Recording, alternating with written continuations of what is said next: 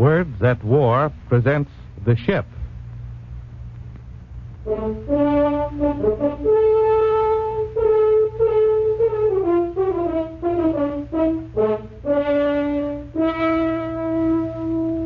500,000 men in the Royal Navy, it is inevitable that there should be some coincidence of names and ranks between characters in this book and officers and ratings now serving. That is so inevitable that the author has made no attempt to avoid any such coincidence.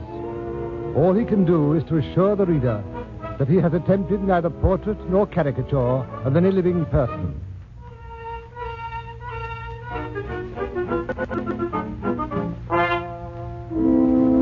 You'll find that written on one of the front pages of a book I read a few days ago. The Ship by C.S. Forrester.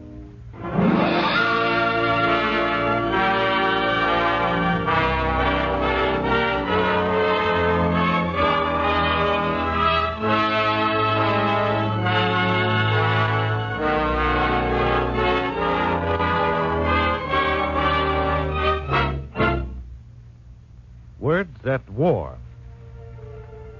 The National Broadcasting Company, in cooperation with the Council on Books in Wartime, brings you another in its series of radio adaptations of great books of this war. Each week at this time, we bring you selected dramatic episodes from some of the most stirring of our war-inspired literature. Tonight's story, The Ship, by C.S. Forrester, eminent English author of Captain Horatio Hornblower and other fine books. Adapted for radio by Edmund Burnbriar.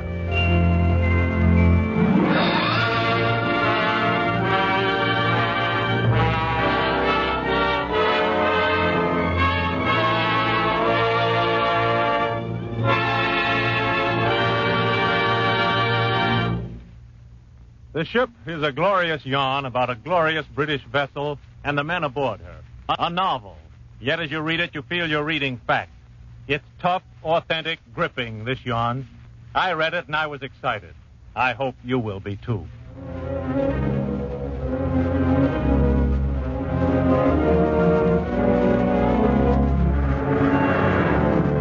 If the convoy didn't get through, Malta might fall. The convoy had to get through. And there were only these 5 light cruisers and a dozen destroyers to get it through. The ship, HMS Artemis, was a light cruiser.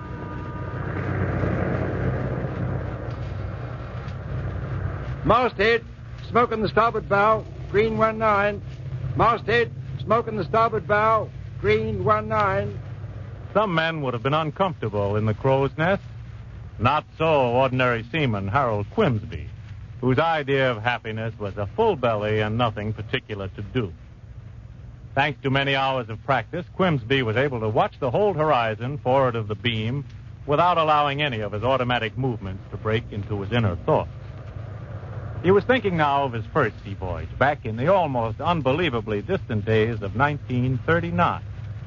He'd been up in the crow's nest then, too, he remembered, when his binoculars picked up a dot on the distant surface, and he'd rung down to the bridge with excitement and seasickness. There's something over on the left. Where are you speaking from? Headmaster. The masthead, sir. Then that's what you say first, so that we know down here. And you don't say over on the left, do you? What do you say? On the port bow, sir. That's right. But it's better to give a bearing. What does your bearing indicator read? 21, sir. How do you say it? I've forgotten, sir. Port is red and starboard is green. Remember that port wine is red, and then you won't forget. And the 21 isn't plain enough, is it? No, sir. Yes, sir. Now, let's have your report. Remember to say where you're speaking from first. Masthead, sir. Object in sight. Red, 21. Very good, Grimsby, but you must say it twice over. You remember being told that. If the guns are firing, we might not hear you the first time. Yes, sir. Aye, sir. He'd been a very green hand at that time, this ordinary seaman, Harold Quimsby.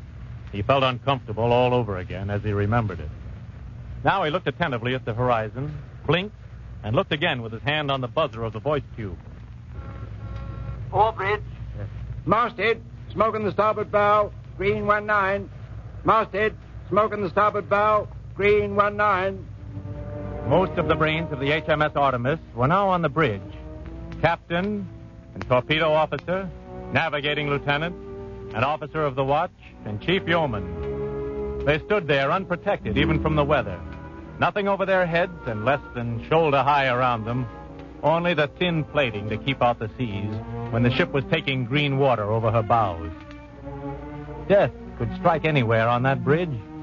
But then death could strike anywhere in the whole ship, for the plating of which she was constructed was hardly thicker than paper. Even a machine gun bullet could penetrate it if it struck square. The ship was an eggshell armed with sledgehammers. Masthead reports smoke. Green 19, sir. Very good. Chief Yeoman, signal that to the flagship. The captain, replying to his secretary, Paymaster Sub-Lieutenant James Jerningham, and giving the order to his chief yeoman. So, that's that. Just 3 words.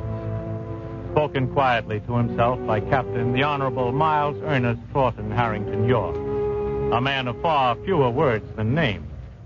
However, the economy of his speech belied the torrent of thought that went roaring through his brilliant mind at the first report. The Italian fleet is out in full force. Difficult to tell how many seaworthy battleships they have after Toronto and Matapan. We'll know now. See them with our own eyes, see them all, because Italians never venture out except in fullest possible force. So, that's that. He twisted on his stool and looked round him over the bulging sea. There on the port quarter wallowed the convoy, the fat, helpless merchant ships that carried within them the salvation of Malta. Food, new inner tubing for anti-aircraft guns, shells, heavy guns, mountings, and ammunition. The convoy had to get through.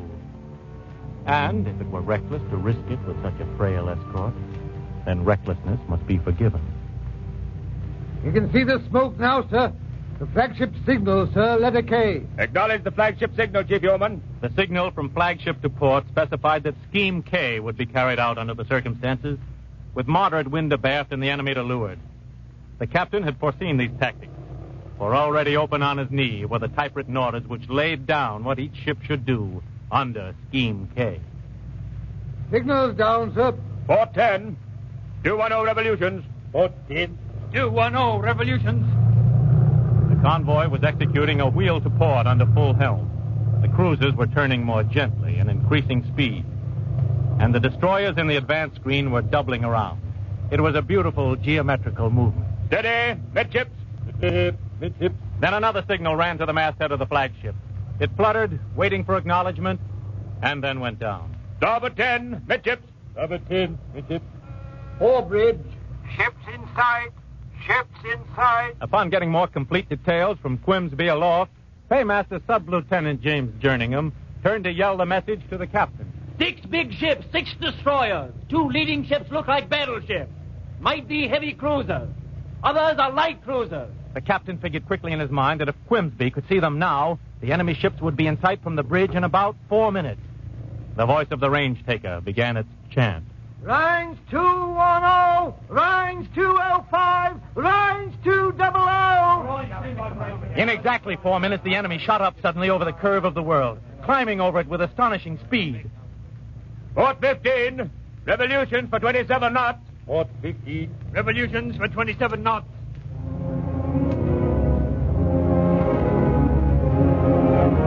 Visibility was at its best. The enemy ships made hard, sharp silhouettes against the blue and gray background. Paymaster Sub-Lieutenant James Jerningham knew himself to be a coward. But some time ago he made up his mind to be a coward lacking in nothing. He spent hours in his cabin carefully studying the pictured profiles of hostile ships. Study carried out in a mood of desperation, of despair. And he had a photographic memory which enabled him to recall the very pages on which he had seen those profiles, even the very print beneath them. The 2 leading ships are heavy cruisers, Bolzano, sir. 9,000 tons, 8 8-inch guns, 32 knots. You're sure? Aren't they? No, sir. And the last 3 cruisers look like bandoneres. I don't know about the first one, though, sir. She's like nothing we've been told about. I suppose she's the new one, Cadorna, and the intelligence people didn't get her profile right. I expect you're right. I think I am, sir. Out of 500 who started as naval cadets, only one man ever reached the lofty rank of a captain RN. Only a few grades lower than God. That's the thought Jerningham had at that particular moment. It was followed by another that saved him from some of his bitter feeling of inferiority. He, Jerningham, could spot ships better than his captain. It did not mean he respected the captain less, admired him less. He would have admired him even more if he could have read the captain's cool, unflurried mind. Out there, 6 of the best the Italians have. The Vice Admiral's flag on the leader. A Centini, perhaps. A Bergetti. The big 8 inches, nearly on range now. Probably open fire any moment. Our 6s couldn't put a shell within 3,000 yards of them now. They know their superior strength. Undoubtedly been informed about it from the air. Possibly that's a screen out there for a stronger force. More heavy cruisers, perhaps, and battleships. Why should they wait for reinforcements? 2 heavy cruisers and 4 light against our 5 light cruisers. If they know their business, they'll turn to port, close with us, and finish us off. If we knew ours, we would run like hares. Let the convoy go. Let Malta go. Later, the captain's report read, At 1310 hours, the enemy opened fire.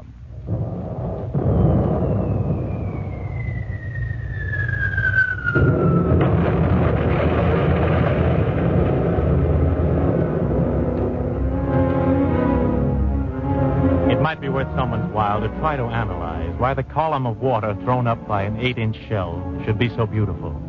It possesses a faint yellow tinge, meaning it's of the high explosive type, and it's really a charming sight against sky and sea. They're beautiful to watch as long as they miss, and these powerful, all-destructive 8 inches were all distinct misses, showing that the gunnery control instruments in the Italian ship were not lined up as accurately as they should be. Now the British flagship was leading round to the enemy. That was the way to deal with them. If they won't come out and fight, go in and fight them.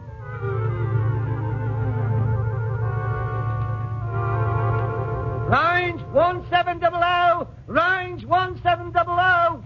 It was leading seaman Alfred Lightfoot's job to take ranges quickly. That was his personal contribution to the perfect fighting whole, which was the ship. And he did what he was supposed to do without distraction. Blimey, if a shell's got me name on it, I'll get it, and from no other shell. 21 seconds ago, he'd seen the flashes of the guns at which he was pointing his rangefinder, and already Alfred Lightfoot had forgotten them. During those 21 seconds, those 8-inch shells had been hurtling towards the HMS Artemis, hurtling through the air at a speed of more than a mile in 2 seconds. Their path was curved, reaching far up into the upper atmosphere, higher than the highest Alps, into the freezing stratosphere before plunging downward towards their target.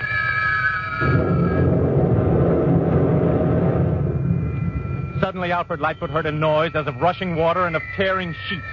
And then the field of his rangefinder was blotted out in an immense upheaval of water as the nearest shell of the broadside pitched close beside the starboard bow of the Artemis. 20 tons of yellowed water came tumbling on board, deluging the upper works, flooding over Lightfoot's rangefinder. Range, hop, steward!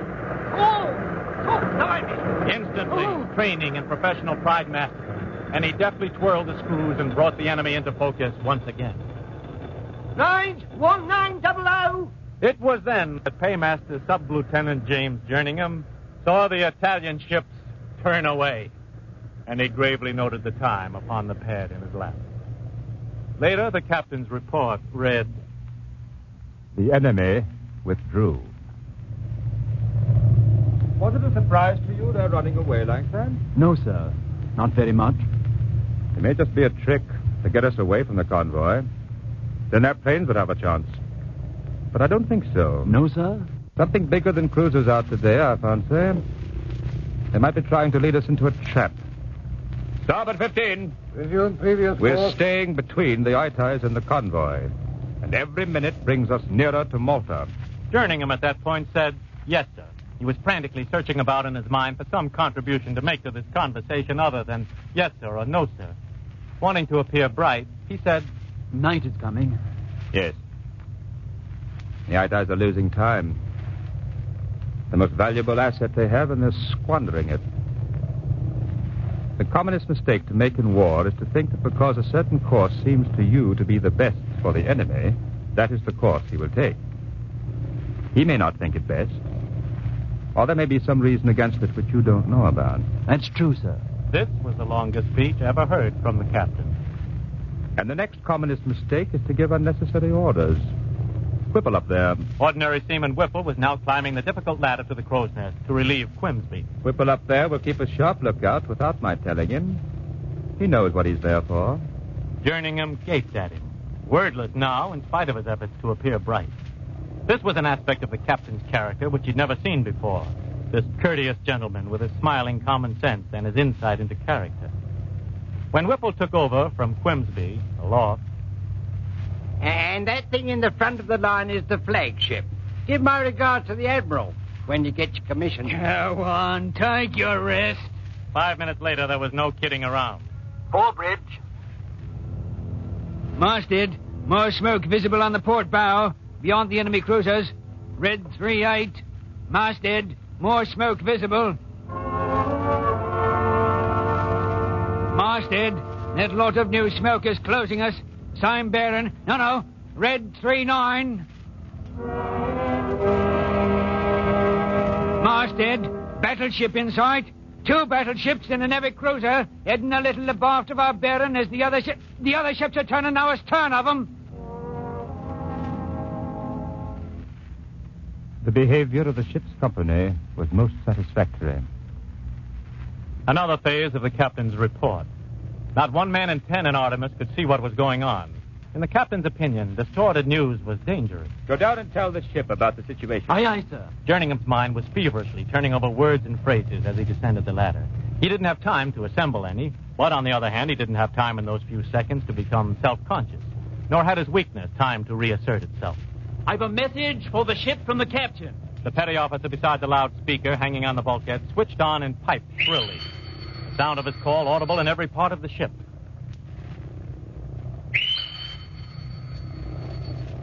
The captain has sent me to tell you that we've got the entire Aitai Navy in front of us. Battleships, heavy cruisers, and all. They've run away from us once, the heavy cruisers have. Now we're going to see if the battleships will run too. 3 hours of daylight left, and the convoy's got to reach Malta. Good luck to us all. There's none like us. Revolution for 31 knots. Make smoke. 3 minutes of smoke meant a smoke bank 1.5 miles long. Far too wide for the enemy to watch with care all along its length. Later, the captain's report. I found the smoke screen to be extremely effective. The smoke bank, allowing for spread, would be 1/4 mile thick. The captain had solved a complex mathematical problem in his head. He turned to the voice tube beside him. Captain, gunnery officer.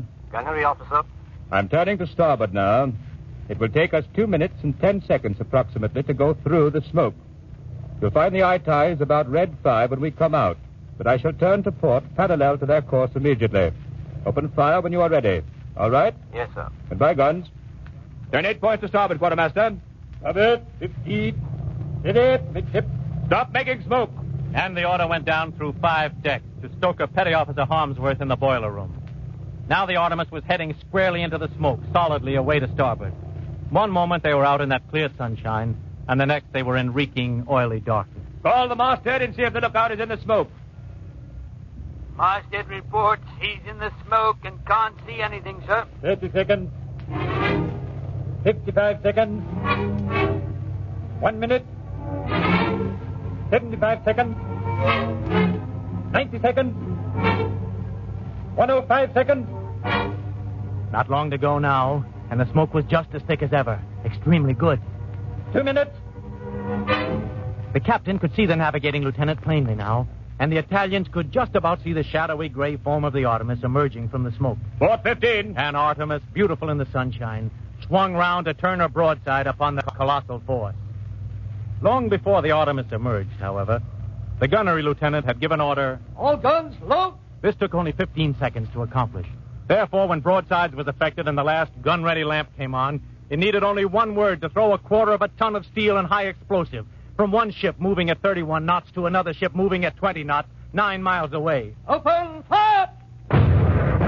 Up, ladder, up! Later, the captain's report read, Hits were observed. Up! Up! Up! 12 shells were in the air at once, while the fountains raised by the 6 preceding ones still hung poised above the surface. Every 10 seconds, the guns were ready and loaded, and every 10 seconds, the shells were hurled out of them. 4 hits with 6 broadsides was good shooting. And the Italian Navy was firing back straight at Artemis now. There were bright flashes all down the line, and sea and air were flung into convulsions. Up! On the bridge, the sudden crash of the guns made Jerningham jump. It always did. He hoped none of the men on duty up here had seen him jump. The second time, he was sure his feet had left the deck. The din was appalling, and with every broadside, he was shaken by the hot blast of the guns. The captain gave an order to the navigating lieutenant, and soon HMS Artemis heeled and turned abruptly away from the enemy and back into the comforting smoke and darkness and silence. Captain, gunner there. Gunnery up, sir. We shall be opening fire again in 2 minutes. And Artemis was already heeling over on the turn as she plunged back into the smoke screen to seek out her enemies once more. 1 minute. Every man of the ship knew that the better he did his work now, the better would be his chance of life. 5 seconds. 2 minutes. Guns ready! Open fire! Up, ladder, up! And the above turret roared its tons of steel again toward the eye ties. Artemis was shooting superbly. The captain could see that with his own eyes as he turned his binoculars upon the Italian flagship. The enemy salvos were creeping closer. It was nearly time to retire again. A mile away, another British ship, HMS Hera, had emerged from the smoke screen, spitting fire from all her turrets.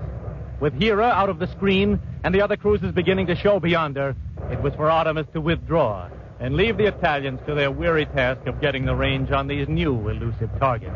Port 10. And Artemis plunged back into the protecting smoke. Then it happened. 50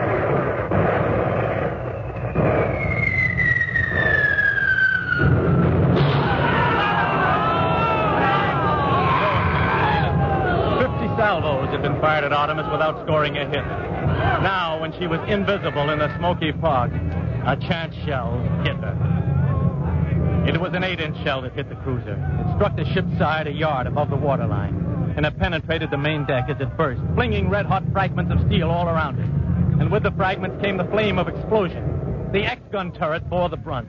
The officer at the shell ring and the officer at the ammunition hoist killed by the jagged steel. 1 minute they were alive, and the next they were dead. One moment they were men, and then the shell burst right in their midst, and they were nothing. Nothing. The petty officer in charge of the lobby and the others survived them only by a few seconds. They died by fire, but it was a quick death. Ship's on fire aft, sir. Yes? Pretty badly, apparently, sir. Very good, Jerningham. Thank you. One turret was out, but the A and B turrets were firing away beautifully, all 4 guns in white-hot action. At that moment, a shell was fired from HMS Artemis, which changed the face of the war, altered the whole history of the world.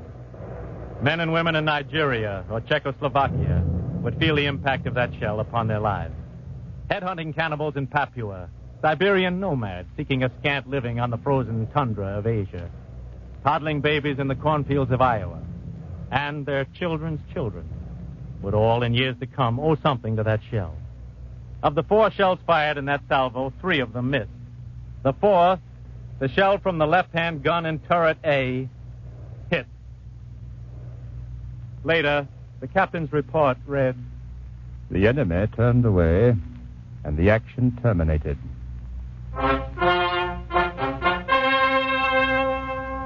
That shell hadn't done any particular damage when it hit the Italian Majesty's battleship Legnano, but the dual Italian-German command of Seine Capitan Circe Helmuth von Boudicca and Vice Admiral Gaspara Gaetano Nocentini were hesitating about what to do with the pesky little British ships. And they were arguing, politely, of course, on points of strategy. Also, they were suspicious of one another. And, well, you know how it is with the Italians and the Germans. The main thing is that when that historical 6-inch shell struck full upon their B turret and burst against the 12-inch steel, it became the deciding factor that tipped down the scale and swayed the balance of von Boudicca's and Nocentini's hesitating minds. The enemy turned away, and the action terminated. The enemy's out of range, sir. Thank you, Guns. I believe I saw a torpedo hit on the second ship while you were speaking, sir. Thank you. Congratulations, sir. Thank you, Jerningham. There was only the faintest glow to be seen of the fire that had raged minutes before. And a few more minutes with the hose would extinguish even that. The ship emerged into the fading dusk, for it was now beginning to grow dark. Then the captain suddenly tensed himself as his roving eye caught sight of a twinkle of light ahead. And then he was able to relax and even smile a little to himself in the twilight. For that was the evening star shining out over the Mediterranean. All hands darken ship. Second degree of readiness.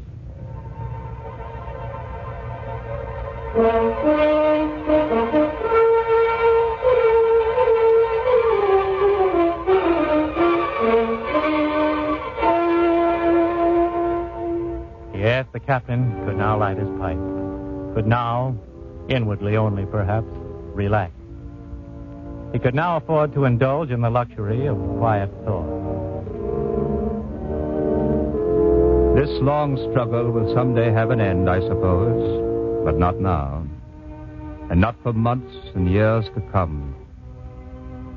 And even when it does end, the freedom which the struggle will win can only be secured by eternal vigilance, eternal probity, eternal goodwill, and eternal honesty of purpose. That will be the hardest lesson of all.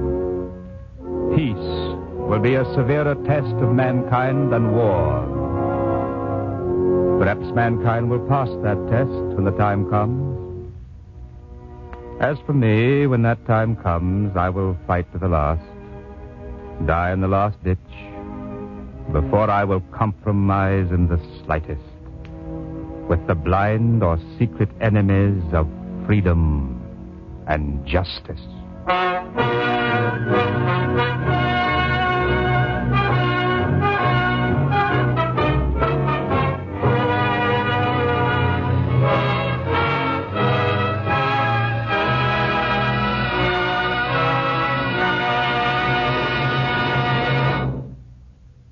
You have heard the 7th program of Words at War, a series based on the great books of this war. This evening we presented The Ship by C.S. Forrester. The script was written by Edmund Burnbreyer of the NBC script staff. Next week you'll hear Robert St. John's book, From the Land of Silent People. The narrator tonight was played by Alan Bunce. House Jameson was the captain. Other members of the cast were Victor Beecroft, Sid Cassell, Humphrey Davis, Ian McAllister, Shirley Oliver, and Alfred Shirley. The original music was written and conducted by Frank Black. The production was under the direction of Joseph Losey.